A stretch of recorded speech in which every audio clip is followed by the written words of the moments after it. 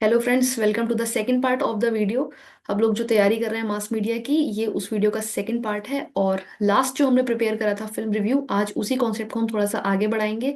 अगर आपने अभी तक वो वीडियो नहीं देखी है तो पहले चैनल पर जाकर उसको देख ले। अब देखते हैं कि रिव्यू में और क्या क्या क्वेश्चंस आ सकते हैं। तो सबसे पहले हम पिछली बार की तरह सिलेबस पे चलेंगे, क्योंकि सिलेबस पर रहना बेहद जरूरी है इस एग्जाम के लिए। सिलेबस से अलग आप कुछ याद नहीं कर सकते, वो मेन चीज़ है। ठीक है, तो फटाफट से हम सिलेबस देख लेते हैं।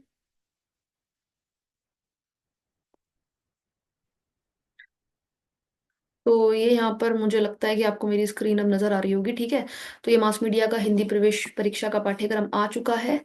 और लास्ट टाइम हम लोगों ने जो है रिव्यू पढ़ा था, जिसको हिंदी में हम लोग समीक्षा बोलते हैं। ठीक है, तो लास्ट टाइम हमने फिल्म की समीक्षा कर ली थी, हमारी रह गई थी पुस्तक की समीक्षा। ठीक है, इसके अलावा हमारी रह गई थी धारावाहिक की समीक्षा। तो आज दोनों टॉपिक हम इसके अंदर कवर कर लेंगे आज की क्लास में। ठीक है, चलिए शुरू करते हैं बिना किसी देरी के। तो जैसा कि हमने फिल्म रिव्यू करा था, वैसा ही आपका बुक रिव्यू रहने वाला है। ठीक है, ज्यादा कुछ डिफरेंस नहीं होगा। बट क्योंकि ये बुक रिव्यू है तो यहाँ पर आप डायरेक्टर नहीं लिख सकते, ठीक है, कैरेक्टर्स नहीं लिख सकते, ये सब चीजें नहीं रहेंगी। बट बदल जाएगा, जैसे कि फिल्म के अंदर होता है डायरेक्टर, यहाँ पर उसकी जगह आपका राइटर आ जाएगा। तो जैसा कि आप देख पा रहे हैं यहाँ पर स्क्रीन पे, सबसे पहले हम लोग लिखेंगे किताब का नाम, बुक नेम। इसके बाद हम लिखेंगे राइटर का नाम। इसके बाद आप लिखेंगे पब्लिशर। अब यहाँ पर आप सोच रहे होंगे पब्लिशर क्यों जरूरी है। तो जिस तरीके से फिल्म के अंदर डायरेक्टर का नाम जरूरी होता है ना, बिल्कुल उसी प्रकार से इसके अंदर फिल्म के पब्लिशर का नाम भी जरूरी होता है बुक के। क्यों? क्योंकि ऐसा होता है कि कुछ पब्लिशर्स ना कुछ ही तरह की किताबें छापते हैं। ठीक है, वो बहुत अच्छी स्टोरीज चूज करके प्रिंट करते हैं।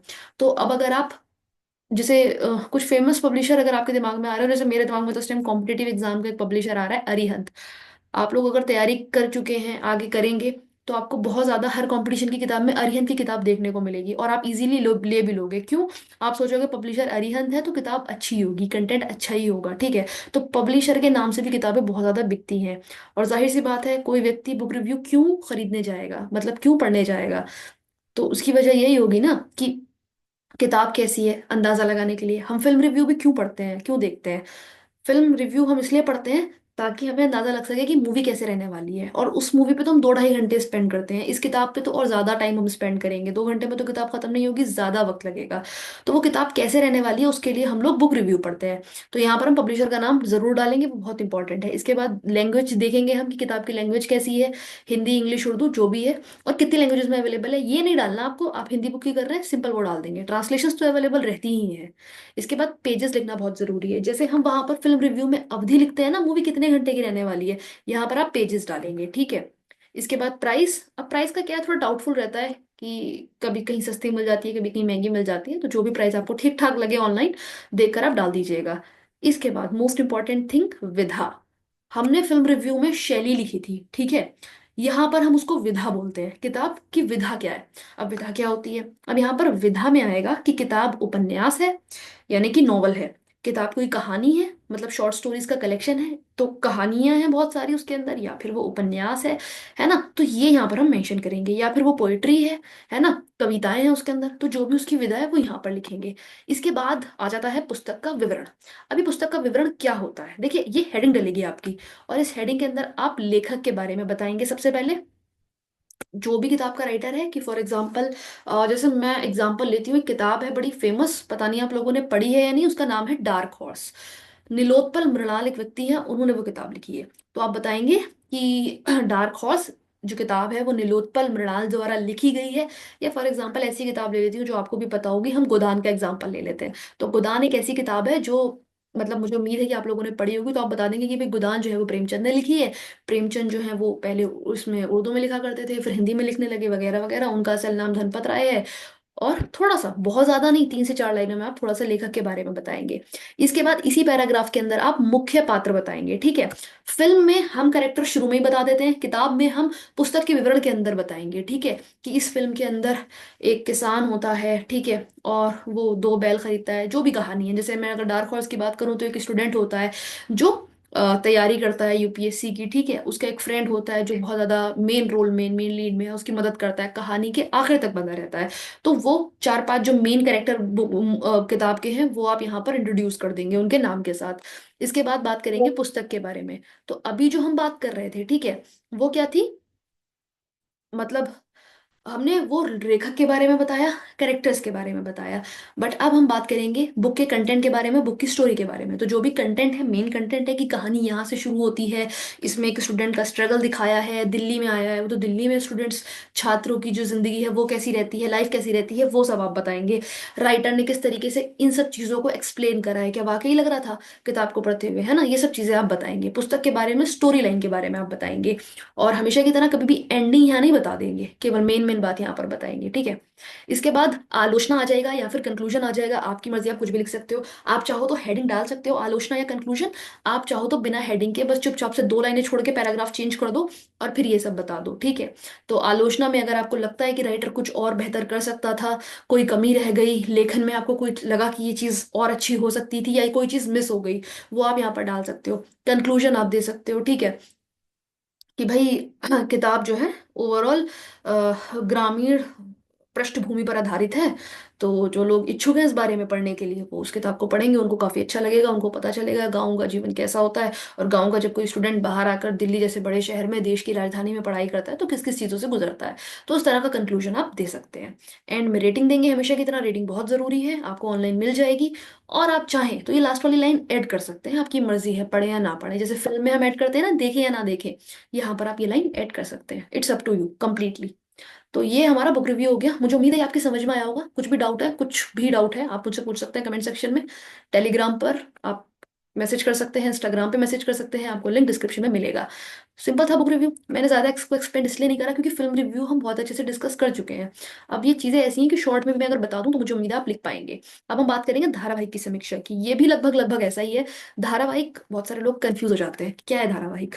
तो सबसे पहले मैं ये मतलब इसका क्लियर करना चाहूंगी। धारावाहिक से यहाँ पर मतलब है जो डेली सोप्स हम लोग देखते हैं, जो सीरियल्स हम लोग देखते हैं, उसकी बात चल रही है, ठीक है। नाम में ही समझ में आ रहा है धारावाहिक, तो ये क्या होता है, कहानी के ऊपर बेस्ड होता है, तो इसकी समीक्षा आ सकती है। और मुझे याद है कि जब मैंने मास मीडिया का एंट्रेंस दिया था 2019 में, तब ये क्वेश्चन आया था, और तब ये पहली बार ही आया था, आई गेस, ठीक है। उसके बाद तो शायद बीए मास मीडिया में तो नहीं आया ये, लेकिन एक बार आ चुका है, आगे भी आ सकता है, धारावाहिक की समीक्षा। अब आप किसी भी धारावाहिक का नाम लिखेंगे यहाँ पर जिसकी आप समीक्षा कर रहे हैं, उसके डायरेक्टर का नाम लिखेंगे अगर आपको पता है। इसके बाद उसके मुख्य अभिनेता। तो अब धारावाहिक में तो बहुत सारे कैरेक्टर होते हैं, आप हीरो हीरोइन तीन चार लोगों का नाम लिख सकते हैं इसके अंदर, ठीक है। इसके बाद टीवी चैनल, यहाँ पर ये जरूरी हो जाता है कि वो कौन से चैनल पर आता है, सोनी पर आता है, जी पर आता है, किस पर आता है। और इसके बाद आप रेटिंग ऑनलाइन देखकर लिख देंगे, ठीक है। अब धारावाहिक जो है वो फिल्म की तरह तो होता नहीं है कि 2 दिन 3 दिन का हो। यहाँ पर हम उसका बेसिक इंट्रो देंगे, ठीक है। आप हेडिंग कुछ मत डालिए यहाँ पर, बेसिक इंट्रो वगैरह कोई हेडिंग डालने की जरूरत नहीं है, मैंने तो बस आपको समझाने के लिए लिखा है। आप केवल लिखना शुरू कर देंगे कि ये सीरियल इस चैनल पर आता है, और ये हफ्ते में 4 दिन 5 दिन या केवल इतवार को, है ना, या शनिचर को आता है, ठीक है। या 2 दिन आता है, 3 दिन आता है, और ये इतने बजे आता है, ठीक है। और आज तक इसके इतने एपिसोड आ चुके हैं, ये 2010 में शुरू हुआ था, 2011 में शुरू हुआ था, क्योंकि आपको पता है धारावाहिक बहुत लंबे लंबे आते हैं इंडिया में। तो आप गूगल पे इसकी डेट निकाल कर देख लेंगे और वो डाल देंगे यहाँ पर, ठीक है। थोड़ा सा इंट्रोडक्शन हम दे रहे हैं यहाँ पर, 4 से 5 लाइनों के अंदर, मतलब उस चैनल की हिस्ट्री क्या है, मतलब उस सीरियल की हिस्ट्री क्या है, ये यहाँ पर हम बता देंगे बेसिक इंट्रो में। इसके बाद आगे बढ़ेंगे और बात करेंगे कहानी की, जो कि मेन है। तो फिर हम बताएंगे कि भाई ये जो सीरियल है प्रेम कथा है, इसमें एक लड़का दिखाया है, एक लड़की दिखाई है, दोनों कॉलेज में पढ़ते हैं साथ, फिर उन दोनों को प्यार हो जाता है, लेकिन उनकी कास्ट अलग होती है, फिर वो अपनी फैमिली वालों को कन्विंस करते हैं वगैरह वगैरह। तो उनकी शादी हो जाती है, फिर वो स्ट्रगल कर रहे हैं जो भी। तो पूरी जो कहानी है वो आप बताएंगे। एंडिंग तो जाहिर सी बात है आपको भी नहीं पता होगी, शायद डायरेक्टर को भी नहीं पता होगी, क्योंकि वो चले ही जा रहा है काफी लंबा। अगर सीरियल खत्म हो चुका है तब शायद आप एंडिंग लिख सकते हैं, बट चांसेस कम ही है इंडियन सीरियल के खत्म होने के। तो जो भी है, खैर, आप कहानी यहाँ पर बताएंगे जो भी है। उसके बाद अभिनय की बात करेंगे, तो जो मेन मेन हीरो हीरोइन हैं, उनके मम्मी पापा भाई बहन, या अगर उसमें दोस्तों का मेन रोल है तो आप उनकी एक्टिंग के बारे में बात कर सकते हैं कैसी है। आप कॉस्ट्यूम की बात कर सकते हैं, हालांकि इंडियन सीरियल्स में बहुत हैवी कॉस्ट्यूम पहनी जाती है, तो क्या वो आपको फेक लगती है? क्या आपको भी लगता है कि सुबह सुबह कोई बहू इतना तैयार होकर नहीं उठ सकती जितना इंडियन टीवी सीरियल्स में दिखाया जाता है? तो अगर आपको भी लगता है कि हाँ कॉस्ट्यूम बहुत ज्यादा हैवी है या फिर रियलिटी से मैच नहीं कर रही बिल्कुल, किसके घर में कोई इतना तैयार होकर उठता है जेवर पहनकर, तो अगर आपको लग रहा है कॉस्ट्यूम पर आप कुछ कमेंट करना चाह रहे हैं तो आप कर सकते हैं, कोई इशू नहीं है, ठीक है। इसके बाद आलोचना आप कर सकते हो सीरियल की कि उसमें क्या बेहतर हो सकता था, या अब तक उसके 1000 एपिसोड हो चुके हैं, हीरो 3 बार मरकर वापस जिंदा होकर आ चुका है, अब इस सीरियल को खत्म हो जाना चाहिए। तो इस तरह की कोई आलोचना या कुछ आपको लगता है आप यहाँ पर लिख सकते हैं, आप हेडिंग्स डालकर करेंगे तो बेहतर लगेगा। और इसके बाद ये खत्म, इसमें इतना ही है। आप चाहो तो उसके अंदर भी ऐड कर सकते हो, देखें या ना देखें। अब एक चीज तो ये हो गई जो मैंने आपको शॉर्ट में बता दिया कि भाई इस तरह से आप धारावाहिक की समीक्षा कर सकते हैं। अब आप सोच रहे होंगे कौन सा धारावाहिक, क्योंकि बहुत सारे मेरे स्टूडेंट्स ऐसे रह चुके हैं जब मैंने पढ़ाया है लास्ट ईयर उससे पहले। तो उन लोगों के दिमाग में कोई धारावाहिक नहीं आता था क्योंकि वो लोग धारावाहिक देखते नहीं है। और मैं सोचती हूँ कि आप लोग भी यही सोच रहे होंगे कि किसके ऊपर लिखें। तो उसका भी सुझाव मेरे पास है। हालांकि जब मैंने ये इंटरेस्ट दिया था तब तक मैं भी कोई सीरियल नहीं देखती थी, पर फिर मैंने दिमाग लगाया एग्जाम हॉल में बैठकर और कुछ सोचा, वही मैं आपके साथ भी शेयर करूंगी। तो सबसे पहले हम बात कर लेते हैं कि आप किस धारावाहिक के ऊपर लिख सकते हैं।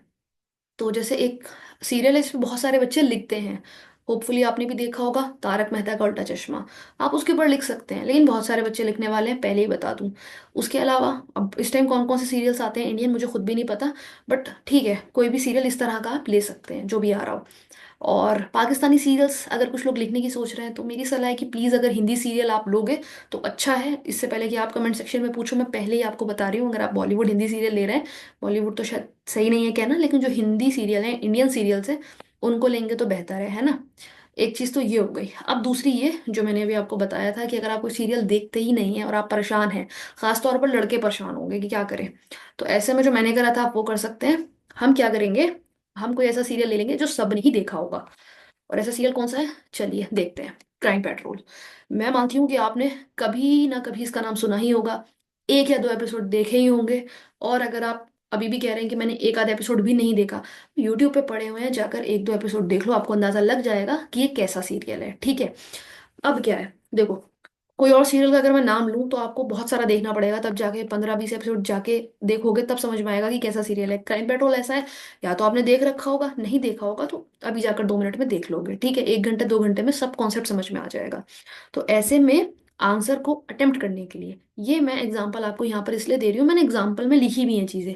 क्यों लिखी है पूरा मतलब यहाँ पर मैं इसको एज एग्जाम्पल क्यों ले रही हूँ, मैंने फिल्म रिव्यू में धारावाहिक रिव्यू में कुछ नहीं बताया, बट यहाँ पर मुझे लग रहा है एग्जाम्पल देने, बुक रिव्यू में कोई एग्जाम्पल नहीं दिया, बट मुझे धारावाहिक वाले में लग रहा है देने की जरूरत है क्योंकि यहाँ थोड़ा सा इशू आता है।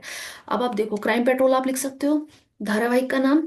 अब यहाँ पर अभिनय करेक्टर वगैरह हम नहीं डाल सकते क्योंकि ये ऐसा सीरियल है जिसमें हर दिन कास्टिंग अलग होती है, कभी कोई पुलिस वाला बना हुआ है, कभी कोई विक्टिम बना हुआ है। तो यहाँ पर हम करेक्टर्स की जगह होस्ट लिखेंगे। इसके होस्ट का नाम है अनूप सोनी, इसके बाद टीवी चैनल सोनी एंटरटेनमेंट, और रेटिंग यहाँ पर मैंने आईएमडीबी की डाल दी है ऑनलाइन देखकर।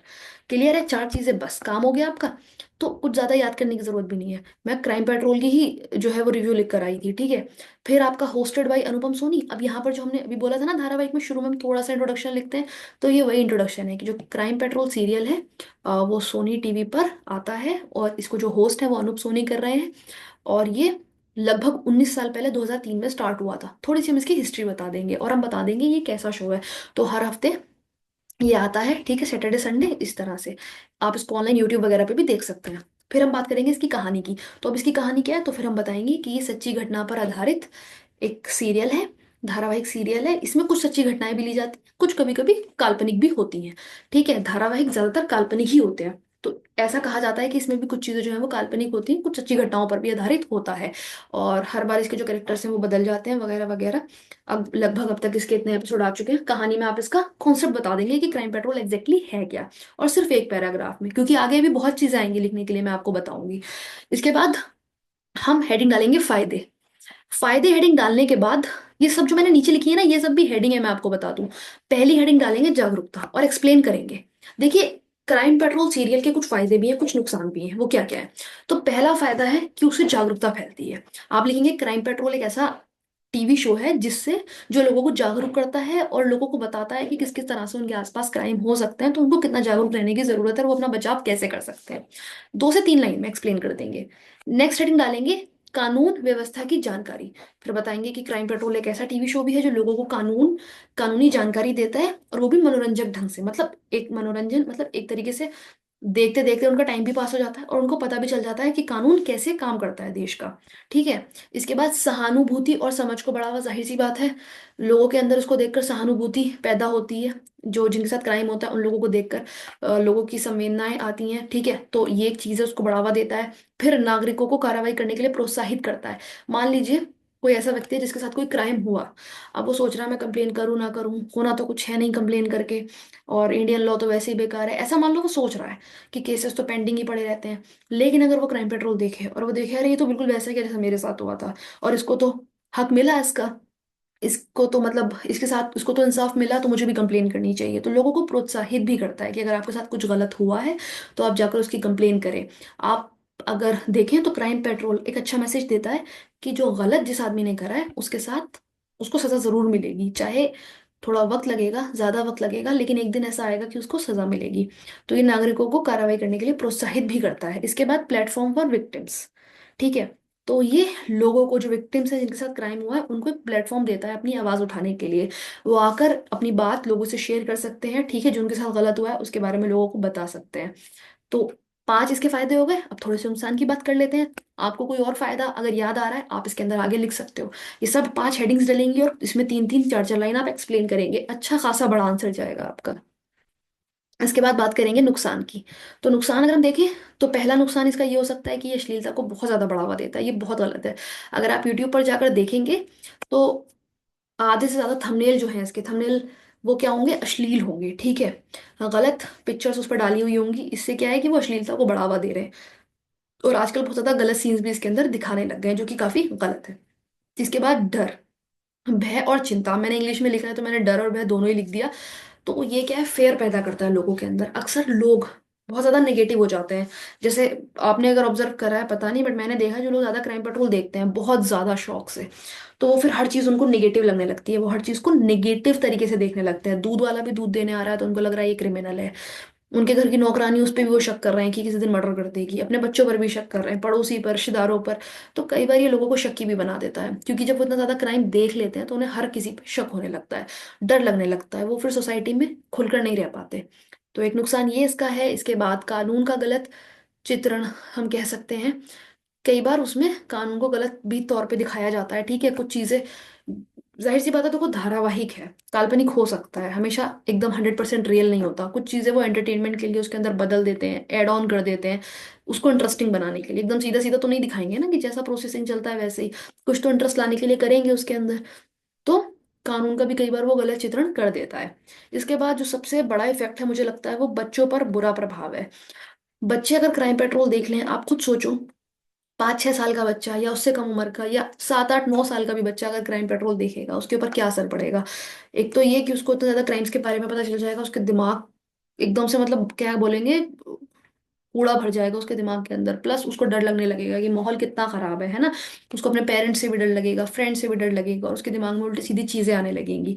बहुत बुरा प्रभाव पड़ेगा, तो बच्चों पर बहुत बुरा असर डालता है, ठीक है। और यूट्यूब पर इसके एपिसोड्स ऐसे पड़े हुए हैं, कोई बच्चा अगर देख ले तो फिर मुश्किल है। और टीवी पर ये आराम से टेलीकास्ट हो रहा है, तो बच्चों पर बुरा प्रभाव पड़ सकता है इसका। और लास्ट में हम लिखेंगे क्राइम को बढ़ावा। तो ये भी किसका निगेटिव इम्पैक्ट है कि ये क्राइम को बढ़ावा देता है। क्राइम को कैसे बढ़ावा देता है, देखिए, नए नए तरीके उसमें पता चलते हैं क्राइम करने के आपको, अलग अलग तरीके एकदम की। डेड उसमें दिखाएंगे ऐसे क्राइम कि किसी ने किसी को मारा, उसका सर कहीं डाला, हाथ कहीं डाला, टांग कहीं डाली, और उसके बाद पुलिस को पता ही नहीं चल पाया कि हत्यारा कौन है, खूनी कौन है। तो लोगों को पता चलेगा कि मर्डर करने का तरीका ऐसा है, चोरी करने का तरीका ऐसा है। तो क्राइम्स को बढ़ावा भी देता है, ठीक है। तो एक ये नेगेटिव इम्पैक्ट है यहाँ पर। तो मैंने आपको 5 पॉजिटिव 5 नेगेटिव बता दिए। मैं उम्मीद करती हूँ आपकी समझ में आए होंगे ये।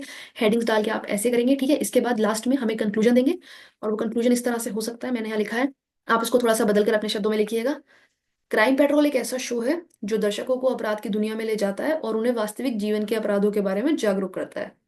हालांकि ये शो कुछ दर्शकों के लिए परेशान करने वाला हो सकता है, इसलिए ये महत्वपूर्ण है कि दर्शक अपनी संवेदनशीलता के अनुसार इस शो को देखें। तो ये एक ऐसा कंक्लूजन है कि इसमें हमने दोनों बातें बता दी। हमने ये भी बता दिया कि ये अपराधों के बारे में जागरूक कर रहा है, ठीक है। और हमने ये भी बता दिया कि ये परेशान करने वाला हो सकता है। अब अपनी संवेदनशीलता के अनुसार देखें। तो देखें या ना देखें वाली जो लाइन है यहाँ लिखने की जरूरत नहीं है। हमने इस कंक्लूजन में एंड कर दी ये चीज कि अगर आप कंफर्टेबल हैं तो देखिए, नहीं है तो मत देखिए, ठीक है। ये जागरूक भी कर रहा है लेकिन ये परेशान भी कर सकता है। अब ये आपके ऊपर है कि आप इसको किस रूप में देख रहे हैं। तो हमने अच्छे से कंक्लूजन के साथ इसको एंड कर दिया। अगर आप ऐसे आंसर लिखेंगे आपको बहुत आराम से 8 से 9 नंबर मिल जाएंगे। अच्छा आंसर है, टीचर को पसंद आएगा, क्योंकि बहुत सारी चीजें हमने इसके अंदर इंक्लूड करी हैं। मैं ऐसा मानती हूँ कि ये अच्छा आंसर है। बाकी आप लिख के देखिए, प्रैक्टिस करिए, और कुछ समझ में नहीं आए तो बताइए। कुछ लोगों को डाउट था कि ये 2 या 3 क्लासेस ही अपलोड होंगी या क्या सीन है। तो मैं आपको बता दूं कि मैं कंप्लीट प्रिपरेशन करवाऊंगी इस कोर्स की, मास मीडिया की। जितने भी लेक्चर्स हैं, मतलब जितने भी टॉपिक्स जिन पे क्वेश्चन बन सकता है, मैं कोशिश करूंगी कि वो सब टॉपिक्स पर वीडियो बनाऊं। और मेरी कोशिश ये भी रहेगी कि रोज आफ्टरनून में लगभग 12 बजे जो वीडियो है वो अपलोड हो जाए। तो जो लोग रेगुलर क्लासेस कर रहे हैं, करने वाले हैं, तो 12 बजे रोज मैं कोशिश करूंगी कि वीडियो अपलोड हो जाए। इसके अलावा अगर आपका कोई भी डाउट है आप पूछ सकते हैं, ठीक है। उम्मीद है वीडियो आपको पसंद आई होगी, और मिलते हैं नेक्स्ट वीडियो में।